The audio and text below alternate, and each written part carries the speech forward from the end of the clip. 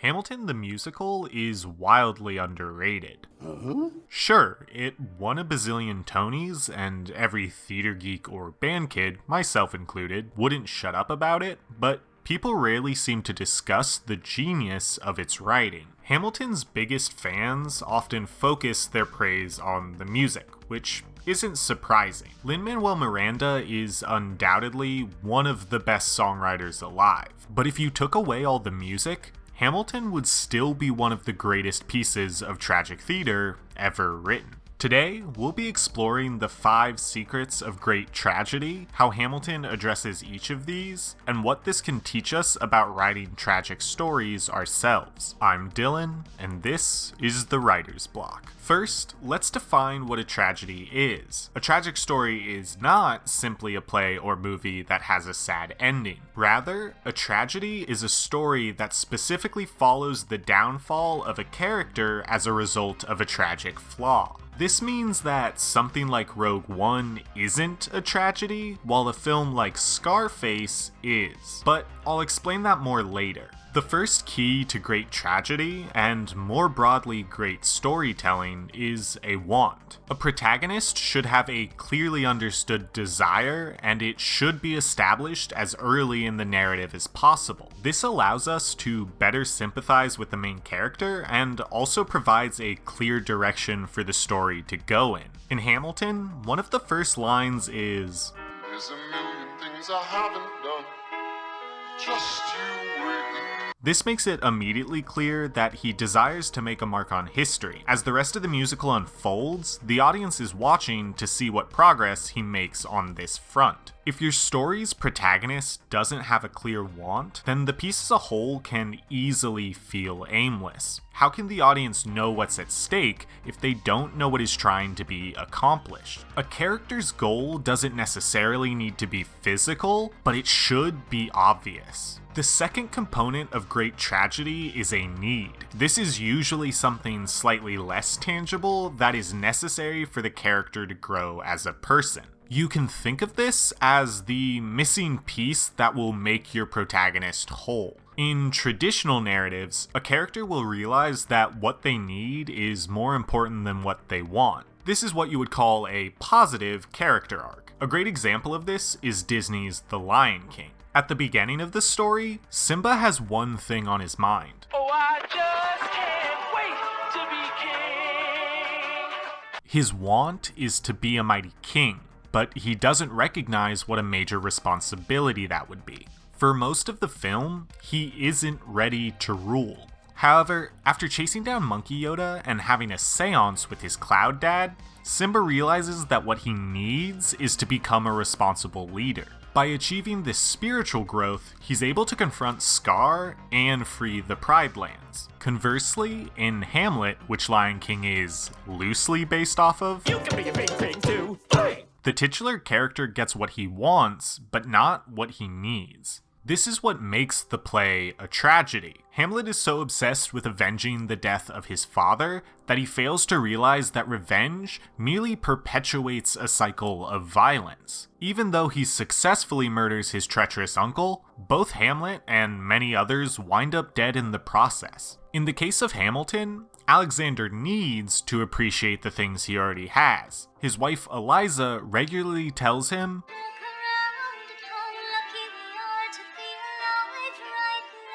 in order for his character to evolve, he has to set aside his ambition, but for some reason, he just can't. And that leads us to secret number 3. All tragic heroes possess a tragic flaw, or a negative trait that will ultimately lead to their downfall. This, more than any physical antagonist in the story, provides the central source of narrative tension. Alexander Hamilton's fatal flaw is outright stated by his wife's sister, Angelica.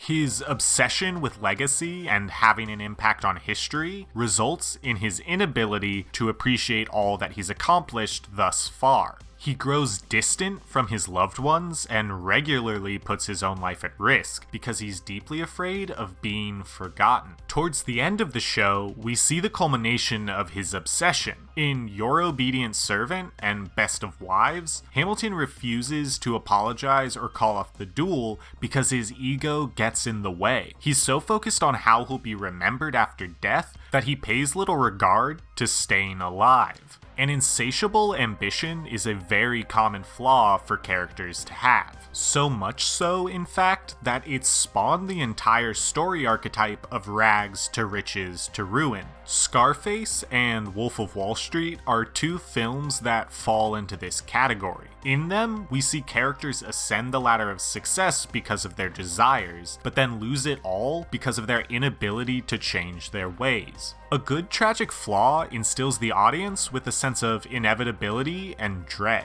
Tragic stories are kind of like train wrecks you can't seem to look away from. You get the sense, and are sometimes even told, "I'm the damn fool that shot us," that this isn't going to end well from the very beginning. We know early on that everything is going to go downhill, but we love to watch and see how it all unravels. However, in spite of that inevitability, audiences should still want the hero to succeed. They need to be able to believe that the character could potentially change for the better. And this leads us into the fourth piece of great tragedy, which is hope.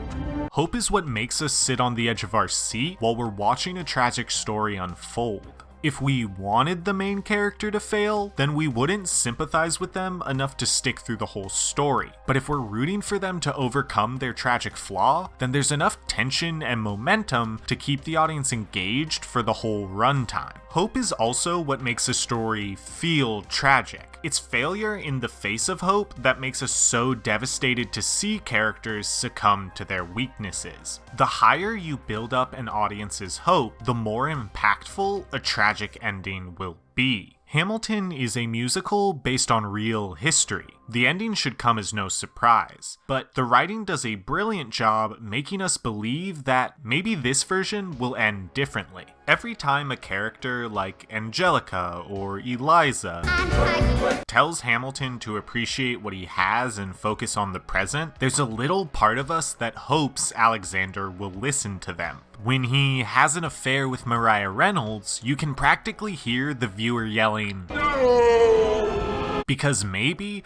just maybe, he'll make the right choice this time. We long for a reality in which Hamilton gets back in bed with Eliza instead of going to his duel with Burr, but we know that he won't. So, if we know how things are going to end in a tragedy, why do we watch them? Well, that's the final secret. The most important thing a tragedy must have is meaning. Like all good stories, there should be a reason for the story to exist. In the case of tragedies, they more often than not serve as cautionary tales. It's like when Alfred asks a young Batman, "Why do we fall, sir?"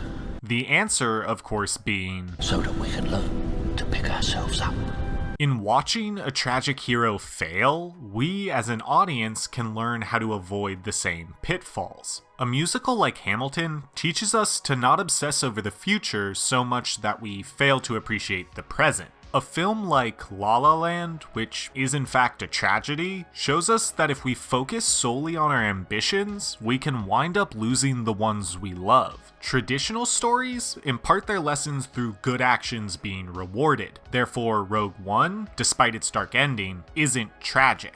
The character's sacrifices pay off and ultimately further the greater good. Tragedy, on the other hand, imparts its meaning through the protagonist's failures. The audience sees where they went wrong and can hopefully adjust their own lives accordingly. Ultimately, tragic works are some of the most engaging and impactful because humans have a tendency to pay more attention to things going wrong than things going right. As a result, structuring your story as a tragedy can enhance the overall thematic resonance of the piece. By employing these 5 elements of great tragedy, you can take your narrative to a whole new level. And even if it doesn't wind up perfect at first, don't sweat it. After all, failures are there to teach us something new.